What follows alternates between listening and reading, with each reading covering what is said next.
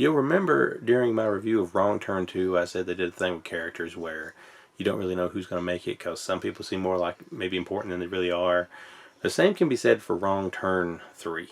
And I'm going to give it a little bit of credit because at least these Wrong Turn movies, they try to do something different every time out the gate. The first time people were just lost in the woods.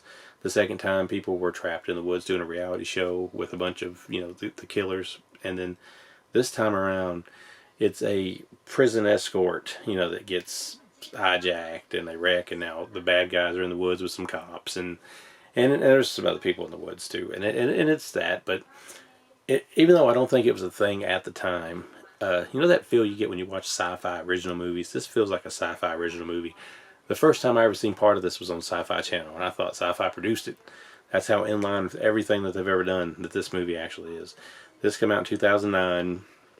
Very, very 2009, by the way. It looks like a made-for-TV horror film. And, like I said, it's got some very, very bad CGI. Like that could be said about part 2 also, and I know it can be said about movies later on.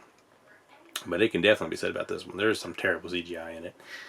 And the plot kind of just drags on at times. Like this one's not good. I feel like they digress slowly every time. Like your part 1 is a 3, and part 2 is a 2.5. This is a solid 2 out of 5.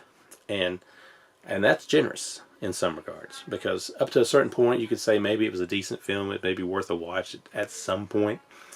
But there's like a point of the movie where you could have ended it, and I think everything would have been fine. But then they get a little cute there at the end of it, and they have a little extra scene there.